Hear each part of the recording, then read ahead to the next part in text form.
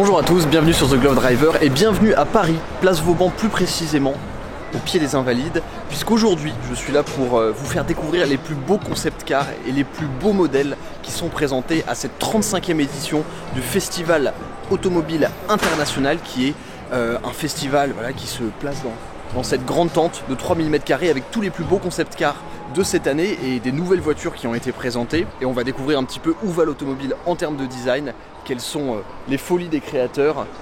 Ici on a une Alpine 4x4 et je vais vous la présenter plus en détail. Avant de commencer cette vidéo, n'oubliez pas de vous abonner à la chaîne pour ne louper aucune des prochaines vidéos, c'est super important. Et bien sûr, n'hésitez pas à me rejoindre sur Instagram, @01tgd. C'est parti pour la 35e édition du Festival Automobile International. Donc je pense qu'on va procéder de la façon suivante. Je vais tout simplement faire le tour de cette salle, puis vous emmener dans la salle d'après. Mais on commence par le stand Alpine avec plusieurs voitures qui ont été présentées. Alors ici on retrouve une voiture A110 originale avec les ailes larges, petite voiture de rallye au look absolument génial. Et ici on retrouve une voiture que, ne vous inquiétez pas, je vais essayer prochainement, la nouvelle Alpine A110S. Alors l'Alpine A110S, elle vient, on va dire, compléter la gamme de la nouvelle Alpine A110 avec une voiture beaucoup plus orientée piste.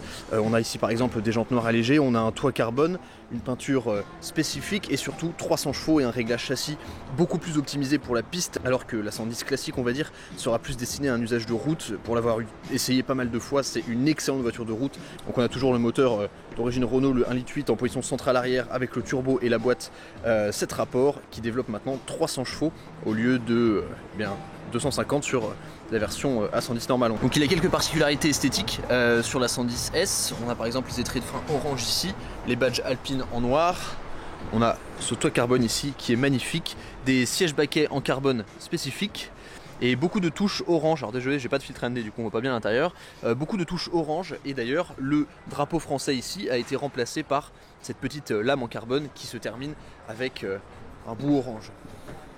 Bon, je vous fais pas de dessin, vous savez à quel point j'adore cette voiture. C'est d'ailleurs très amusant de voir la différence entre la taille de l'Alpine actuelle et la taille de l'autre, qui est vraiment toute petite.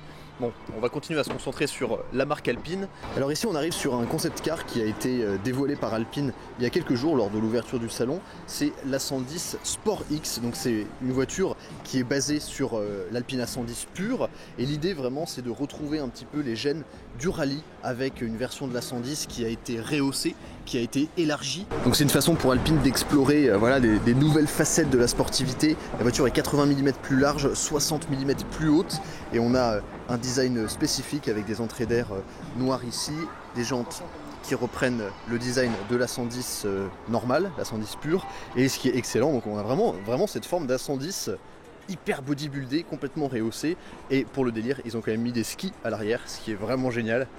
Donc c'est un concept car qui pour l'instant n'est pas disponible à la vente, mais ça serait vraiment génial que ça arrive, même si je pense que ça va être vraiment une niche en termes de marché, mais vraiment génial comme concept. Et si ça permet d'aller faire du rallye comme à l'ancienne avec les A110. D'ailleurs on retrouve également la petite sœur ici, l'original. C'est vraiment sympa, très beau concept A110 Sport X. Puis alors ici, toujours chez Alpine, on a une voiture qui est complètement futuriste, c'est l'Alpine A110 Proto GP4. En fait, c'était à l'occasion du 15e anniversaire du simulateur de conduite Gran Turismo, donc le jeu sur console, qu'Alpine avait décidé d'imaginer cette voiture. Et en fait, lors du festival automobile qui s'était déroulé ici en 2015, Vision Gran Turismo avait réalisé pour l'événement cette voiture à l'échelle 1/1. Et c'est amusant parce que ça a beau être un concept complètement futuriste, on retrouve énormément de touches de l'Alpine A110 de production, notamment les deux petits feux ronds à l'avant. Si on se décale un petit peu sur l'intérieur, forcément on a les touches bleues, on a un intérieur complètement futuriste, et on retrouve sur le siège ici la forme des surpiqûres bleues un peu qu'on retrouve dans le modèle A110. On voit ici qui a été réalisé par Gran Turismo, et un arrière assez impressionnant en termes d'aérodynamisme. Je pense que vous pourriez rentrer dedans, mais c'est vraiment très sympa avec double sortie d'échappement ici et la couleur bleue avec beaucoup de détails carbone. Évidemment c'est un concept qui n'est pas prévu d'être produit, c'est vraiment un modèle d'exposition, mais super idée de présenter ça. Et ici on a une voiture de course qui courait autrefois, et on peut retrouver d'ailleurs un peu des similitudes en termes de design sur ces deux ailettes ici. On a un peu la même forme sur cette Alpine.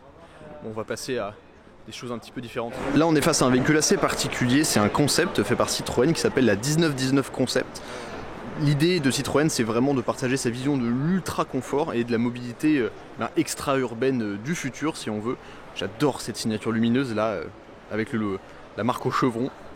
Et donc l'idée, c'est vraiment d'avoir un espèce de concept de voiture, d'objets complètement aérodynamiques, avec voilà, des technologies et des proportions hors normes, avec des jantes qui sont vraiment gigantesques. Et l'idée, en fait, c'est que l'habitacle, qu'on va peut-être pouvoir apercevoir ici, est vraiment conçu comme un cocon où voilà, les occupants seront en mode relax complet. Vous voyez, on a vraiment quelque chose qui est tourné vers le confort, c'est complètement futuriste. Et c'est toujours intéressant, même si aujourd'hui ça nous paraît très éloigné de la réalité. Donc cette voiture, le concept annonce une autonomie de 800 km avec une conduite quasi autonome. Donc voilà, c'est toujours intéressant de voir ce que proposent les designers pour leur vision du futur de l'automobile. Toujours chez Citroën, on a le concept Ami One, donc qui est pour Citroën une nouvelle vision de la mobilité urbaine. On avait là-bas la vision pour Citroën de la mobilité extra-urbaine, donc avec une autonomie de 800 km. Là, c'est vraiment la vision urbaine, avec voilà, un véhicule très particulier qui permet à 2 personnes de se déplacer avec du style, voilà, en ville, etc. Donc un véhicule forcément complètement électrique, avec un intérieur un petit peu futuriste. C'est toujours super amusant de voir l'évolution des voitures, des concepts. Là, on est vraiment sur quelque chose d'assez particulier, mais vraiment très amusant. Et je crois d'ailleurs que cette voiture, avoue que c'est ton concept préféré. Voilà, c'est ça. C'est vrai que comparé à la voiture noire qui est là-bas, bon, ça, c'est un petit peu mieux, quoi. La voiture noire. Que penses-tu de ce concept Ami One, Thomas? C'est marrant, c'est un cube. C'est un peu le Twizy par Citroën. Un cube de place, tu te verrais aller travailler dans ce véhicule?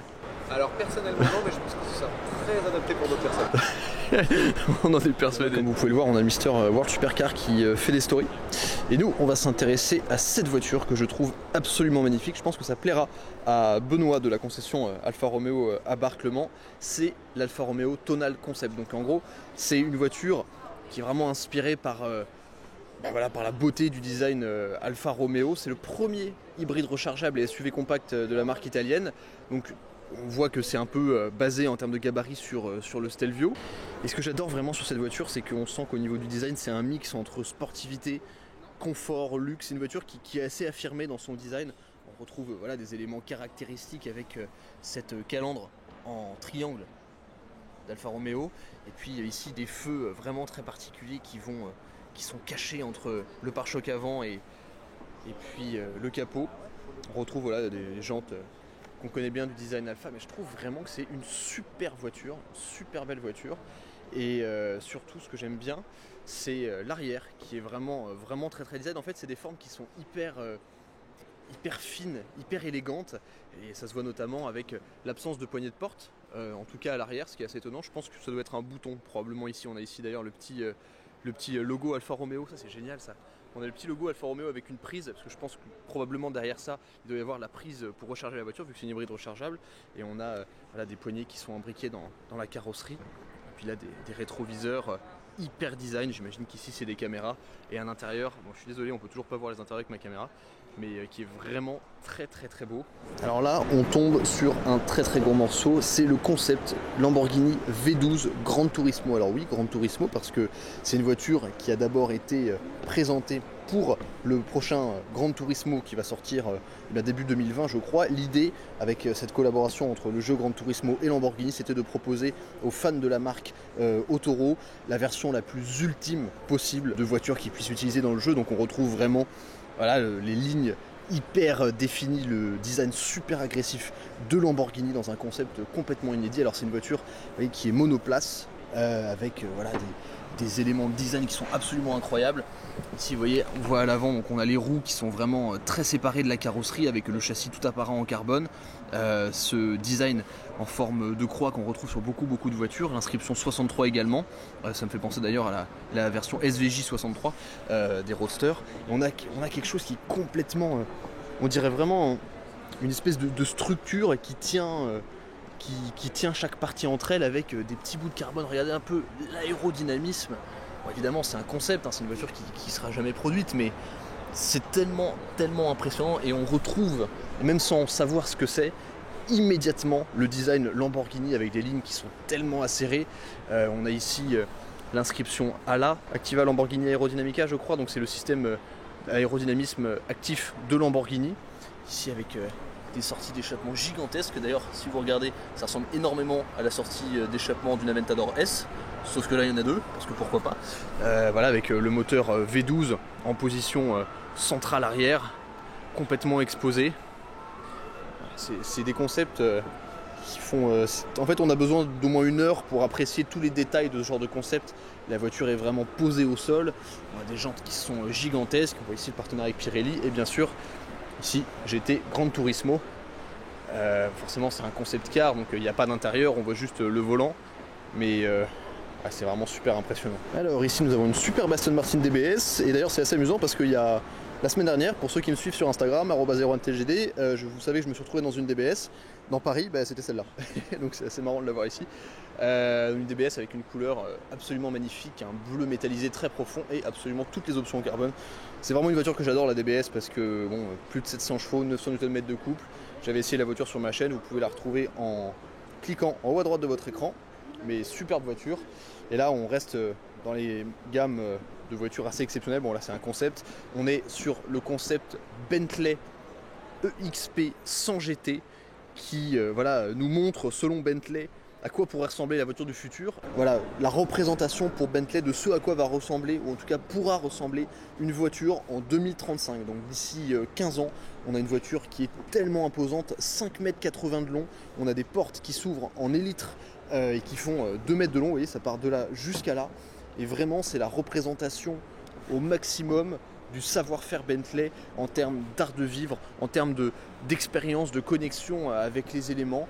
Et on a cette calandre super imposante qui est un peu comme en cristal. C'est hyper joli avec ici le petit logo Bentley avec les ailes qui est taillé dans cette pièce d'aluminium qui va remonter jusqu'en haut de la voiture. Mais c'est une voiture qui est vraiment une taille impressionnante, et puis à l'intérieur on a vraiment tout le savoir-faire Bentley avec des cuirs extrêmement exclusifs, du design, c'est toujours assez amusant. On retrouve également ici un petit porte-machin en cristal entre les deux passagers, alors sachant qu'on n'a que 3 sièges, vous voyez, mais ici il y a la place conducteur, là il y a une place derrière le conducteur, et là on a une place avec personne devant.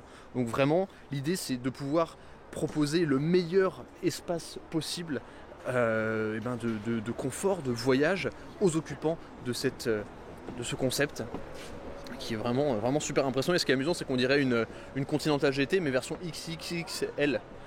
Elle est gigantesque, très élégante, et avec, comme sur tous les concept cars évidemment, qui servent à démontrer le savoir-faire des constructeurs, on a des détails dans tous les sens qui sont vraiment super impressionnants. Et on a ici beaucoup de touches un petit peu cuivrées, taillées dans la masse, qui sont très jolies. Ici, les inscriptions Bentley.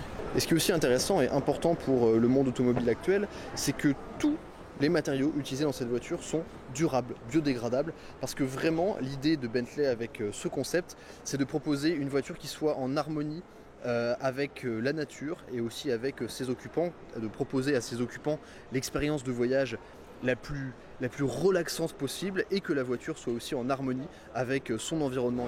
Au milieu du salon, on tombe sur un peu la pièce maîtresse de cette exposition, c'est la Bugatti, la voiture noire. Donc c'est le concept car qui avait été présenté à Genève l'année dernière, où Bugatti rend hommage à la 4e Bugatti SC Atlantique, qui était une voiture même couleur, noire, qui avait disparu depuis la Seconde Guerre mondiale. Et c'est vraiment un modèle qui va commémorer cette voiture et qui va reprendre toutes les forces de Bugatti en termes de design, en termes d'exclusivité, en termes de technique, de luxe. Vraiment que ça soit une voiture icône. Alors c'est une voiture qui est produite à un seul exemplaire. À l'époque, la Bugatti Atlantique était vraiment la représentation ultime du luxe pour Bugatti. Donc c'était un coupé 2 places très long, très puissant, très élégant. Et avec la voiture noire, on retrouve complètement ce concept. Alors c'est une voiture qui est basée sur la Chiron, légèrement rallongée. On retrouve énormément de détails esthétiques qui rappellent cette voiture, avec ici la voiture qui est beaucoup plus effilée, vraiment très agressive, avec une peinture qui est noire mais vraiment très profonde. Et ce qui est très intéressant avec ces jantes, et c'est un détail que peu de gens connaissent, donc voilà, petit exclu pour vous, c'est que ces jantes ont été designées par un algorithme dont les paramètres étaient voilà, d'avoir la jante la plus solide possible. Alors c'est dans un alliage de métaux dont je ne me rappelle plus le nom, il va s'afficher sur l'écran. Mais voilà, ces jantes avaient au design très particulier qui paraît presque organique, on dirait un peu des tissus humains si on veut, et a été fait par un algorithme. Et l'idée c'était vraiment de la rendre les plus solides et les plus résistantes à la vitesse possible, ce qui explique cette forme assez particulière. Alors la voiture noire, c'est aussi la voiture la plus chère du monde, c'est surtout ça qui avait fait le buzz lorsqu'elle était sortie, 17 millions d'euros pour cet exemplaire unique. Alors il y a eu beaucoup de rumeurs sur le fait que la voiture a été vendue ou pas, on ne sait toujours pas qui l'a achetée en réalité, on ne sait toujours pas si elle est vraiment vendue et si elle sortira un jour, mais ce qui est vraiment très très impressionnant sur cette voiture, c'est l'arrière. On retrouve des éléments de design de la Chiron avec à l'arrière le W16 qui est ici caché sur cette voiture, et cette signature lumineuse qui va courir tout le long de la carrosserie à l'arrière, et les 6 pots d'échappement. C'est vrai que déjà 4 c'est pas suffisant, du coup ils en ont mis 6, mais c'est des lignes à la fois très simples et à la fois très très impressionnantes, un diffuseur gigantesque. Ouais, une voiture très très impressionnante, et c'est assez cool de pouvoir se retrouver aussi près de la voiture. Alors ici toujours dans le rayon des concept cars, on a la GFG Sibylla qui est une berline électrique de luxe 4 portes qui intègre voilà, des solutions très innovantes en termes d'accessibilité, de fonctionnalité et d'esthétique, avec des thèmes classiques, c'est super élégant, des dimensions assez généreuses. La voiture fait plus de 5 mètres de long avec un design assez particulier, très très haute, vraiment axé sur le confort. Et vraiment la démonstration de force sur ce concept, c'est que comme la voiture est électrique, toutes les batteries sont au sol, et ça permet vraiment voilà, de mettre en avant l'accessibilité de la voiture. Donc ici on a des portes classiques qui vont s'ouvrir comme ça, et en fait toute cette partie du cockpit va glisser vers l'avant sur des rails pour permettre aux occupants de la voiture de rentrer super facilement à l'intérieur de la voiture. Donc on voit, non on voit toujours rien d'ailleurs, mais un intérieur très très luxueux, donc les portes qui vont s'ouvrir comme ça, celles-ci qui vont s'ouvrir à l'inverse, et ici encore le toit qui va se soulever pour vraiment permettre voilà, de rentrer facilement dans la voiture. Donc c'est des concept cars toujours. On a toujours, enfin moi personnellement les concept cars ça m'émeut pas tant que ça. Je suis toujours un peu sceptique avec les concept cars parce que certes ça annonce peut-être le futur, l'automobile de demain, mais bon, quand on voit ce genre de choses ça paraît tellement éloigné de la réalité qu'on a toujours un peu de mal à visualiser si ça va vraiment sortir un jour. Passons sur quelque chose de plus actuel, la nouvelle F-Type. Alors je vais m'attarder assez rapidement dessus, mais c'est la nouvelle F-Type Roadster ici dans sa version 4 cylindres, 2 litres 300 chevaux. Les particularités sur ce modèle, c'est que la face avant a vraiment été redessinée. On a ici une signature lumineuse qui est beaucoup plus agressive. Le capot vient descendre plus bas sur la calandre, qui est un peu plus petite et moins ronde qu'avant. Donc la particularité, c'est qu'autrefois on avait donc la version dans l'ordre, on avait la version 4 cylindres, la version V6, la version V8, la version SVR, donc en V8 mais un peu boosté. Là maintenant sur cette nouvelle génération ils ont supprimé les V6, donc on a 3 motorisations pour le moment. Donc on a le moteur qui équipe cette voiture, donc le 4 cylindres 2 litres turbo qui développe 300 chevaux je crois. Ensuite on a une version V8 qui va développer autour des 480 chevaux je crois. Et après il y a une version R, toujours en V8, donc toujours avec le même moteur 5 litres à compresseur, qui va développer plus de 550, et donc on peut espérer une version SVR qui n'a pas encore été présentée. Et parmi les nouveautés à l'intérieur, donc on a une planche de bord qui reste très similaire avec ici du carbone, c'est très joli. On a ces nouveaux sièges qu'on peut notamment retrouver sur le F-Pace SVR, et on a également ce nouveau cockpit digital, virtuel, qui remplace l'ancien cockpit qui était analogue. Ce que j'aime beaucoup avec cette voiture, y compris avec la version 4 cylindres, c'est qu'on a quand même un design qui est superbe, une voiture très très élégante. C'est vraiment une super proposition. Et le 4 cylindres, alors oui, le 4 cylindres n'aura peut-être pas la présence, en tout cas sonore, et l'émotion que procurera les moteurs V8, mais c'est quand même une alternative assez sympa qui vient en plus se placer en face du Boxster S, du 718 Boxster S. Et donc je pense que c'est une alternative assez sympa. On retrouve également des feux à l'arrière. Sur l'ancienne F-Type on avait vraiment un hommage à la type E, avec les feux ici qui étaient très ronds. Là ils sont un petit peu plus arrondis, avec un design un petit peu plus actuel. Et donc pour différencier les versions 4 cylindres des autres, 4 cylindres, une sortie, une mono-sortie à l'arrière, V8, 4 sorties d'échappement sur les côtés. Très très belle voiture. Ensuite, après avoir découvert les terres anglaises, nous arrivons en terre italienne avec ici la Ferrari F8 Tributo, qui est la continuation voilà la grande sœur, enfin la petite sœur plutôt d'ailleurs, de la 458, puis de la 488 GTB. Et donc là on a la dernière supercar de chez Ferrari avec le moteur V8 biturbo qui développe 720 chevaux. C'est une voiture qui est vraiment basée sur les performances de la Pista, puisque la Pista fait également 720 chevaux. La Pista a également permis voilà, de développer pas mal de technologies qui a été reprise sur la F8 Tributo, notamment ici cette partie aérodynamique, le S-Duct avec l'air qui va arriver par en dessous, qui va créer de l'appui aérodynamique en ressortant ici par le capot. On retrouve un mix entre des formes de 458, de 488. Moi je suis toujours un peu sur ma faim avec cette voiture parce que je trouve qu'elle amène pas grand chose de nouveau. Alors oui, elle est très belle, je suis pas hyper fan de l'avant. Que parfois l'avant me plaît, parfois l'avant me plaît pas. Par contre, s'il y a un truc dont je suis fan, ce sont ces jantes que je trouve magnifiques, qui reprennent le design de voitures un petit peu plus anciennes. Et en position centrale arrière, donc on a le V8 3,9 litres il me semble, qui développe 720 chevaux. Et l'arrière pour le coup est magnifique je trouve, et je préfère encore plus la version Spider. Alors certes on perd la glace qui donne accès au moteur à l'arrière, en revanche on a la possibilité d'avoir la petite vitre et le double bosselage à l'arrière, et bien sûr de décapoter dans une Ferrari, c'est toujours sympa. Alors ici pour les amateurs d'anciennes, on a une très belle Opel Manta qui fête ses 50 ans cette année, ici dans une livrée blanche avec des traits rouges et un intérieur rouge absolument somptueux. C'est vraiment une voiture avec une boîte automatique, assez étonnant. C'est une voiture que j'adore, ça me rappelle vraiment un look de muscle car américaine, en plus européenne forcément, mais je la trouve très élégante. Et c'est rigolo d'avoir une petite voiture aussi élégante qui rappelle même peut-être une petite voiture italienne avec un logo Opel, assez amusant. Ici nous avons un Land Rover premier Defender avec cette calandre assez caractéristique si vous connaissez les vieux Defender. Je ne vais pas m'attarder énormément dessus parce que moi ce qui m'intéresse c'est pas le vieux, c'est celui-là. Donc c'est extrêmement intéressant de voir ce premier véhicule, l'origine de Land Rover qui a été produit en 1947 et la nouvelle version du Defender, le Defender qui est ce véhicule tellement iconique chez Land Rover, ce véhicule tout-terrain super solide et qui est vraiment fait pour passer absolument partout. Donc là on a cette nouvelle version alors qui existe, si je ne dis pas de bêtises, en deux versions différentes. On a la version longue qui apparaît ici en 4 portes et la voiture est massive, elle est gigantesque. Je sais honnêtement pas comment ça va passer dans un parking à Paris, mais par contre elle est tellement cool. Donc on a cette version longue qui est la version que vous voyez devant vous, et il me semble qu'on a une version courte avec un empattement un petit peu réduit et seulement 2 portes au lieu de 4.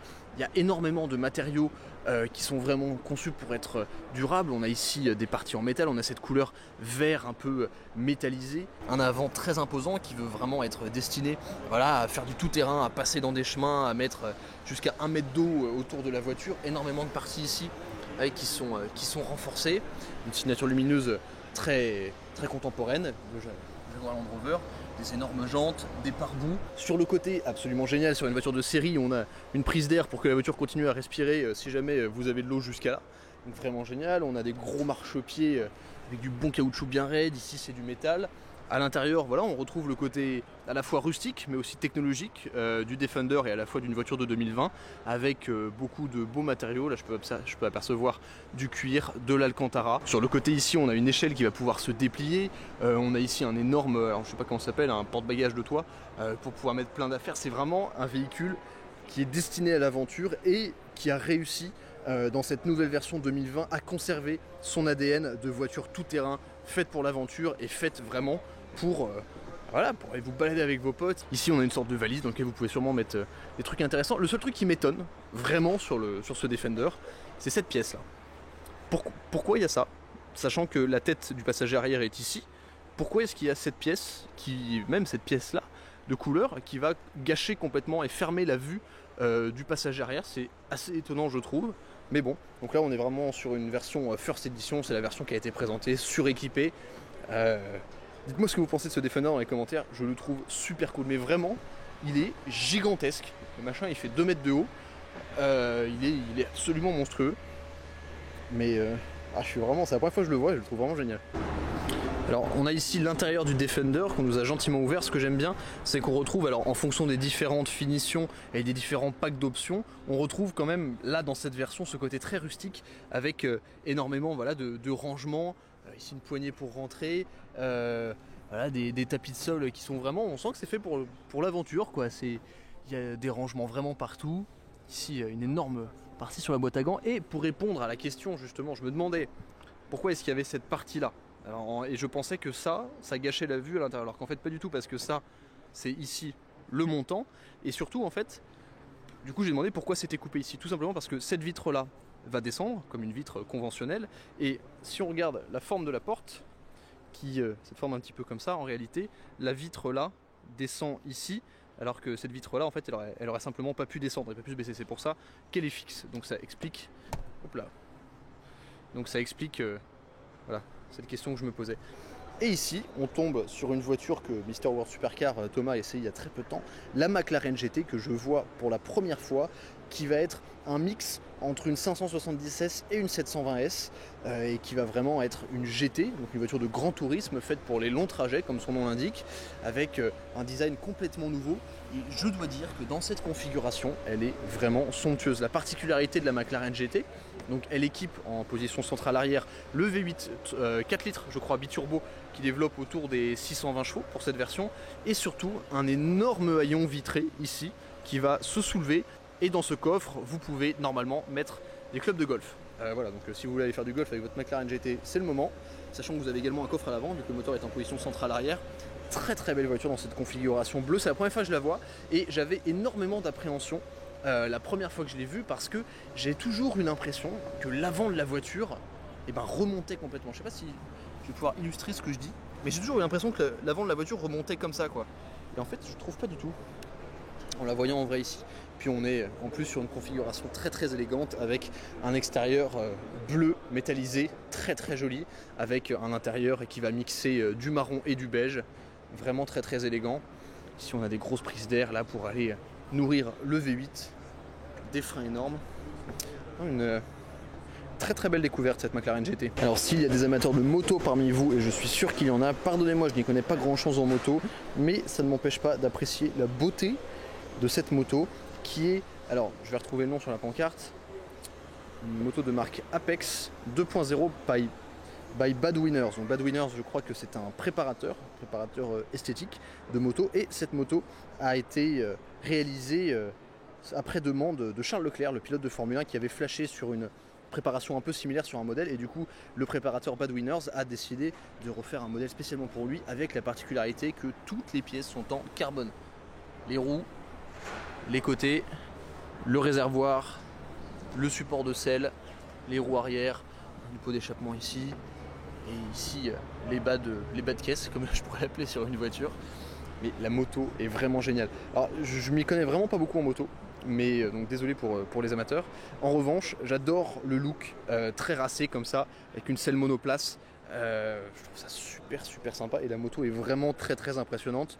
Un peu moto de Batman, quoi. Donc le salon cette année est en partenariat avec la marque de montres Girard-Perregaux, et devant le stand on a, pour les amateurs de rallye, Lancia Stratos Rally, qui est juste somptueuse. J'adore cette voiture, la Lancia Stratos, c'est vraiment une voiture hyper iconique, ultra connue dans le monde du rallye, et qui a notamment récolté 3 titres mondiaux consécutifs lors des championnats du monde de rallye de 1974 à 1976, 3 titres européens, 4 titres italiens, et des victoires dans tous les sens, avec un moteur 6 cylindres, il me semble d'origine Ferrari si je dis pas de bêtises, à l'arrière, avec cette coupe vraiment tranchée, tellement particulière. Ici on a pas mal de montres, mais comme on voit rien avec ma caméra à travers les vitres, c'est pas très grave. Donc voilà, c'est la fin de cette vidéo et la fin de la présentation des voitures qui étaient exposées cette année au 35e Festival Automobile International à Paris, devant les Invalides. J'espère que la vidéo vous a plu, que vous avez appris des choses, que vous avez découvert des nouvelles choses. Pour ceux qui n'auront pas pu se rendre à l'exposition qui dure encore quelques jours, là on est le premier jour d'ouverture, sachant que je vais essayer de sortir la vidéo le jour même. Donc si vous l'avez vu, c'est que je l'ai sorti le jour même. Donc voilà, j'espère que ça vous a intéressé, que vous avez découvert des trucs. Moi j'ai trouvé ça très intéressant, l'exposition est toujours assez prestigieuse, il y a toujours des choses assez particulières, comme par exemple la Bugatti, la voiture noire qui est derrière moi, la Lamborghini Gran Turismo Concept, beaucoup de belles voitures, et j'espère revenir l'année prochaine pour vous montrer une fois de plus l'événement. J'espère que ça vous a plu, si c'est le cas n'oubliez pas de vous abonner à la chaîne YouTube, n'hésitez pas à me suivre sur Instagram, merci à Thomas World Supercar qui est passé dans la vidéo, comme un cheveu sur la soupe, et je vous dis à très vite sur The Glove Driver. Ciao.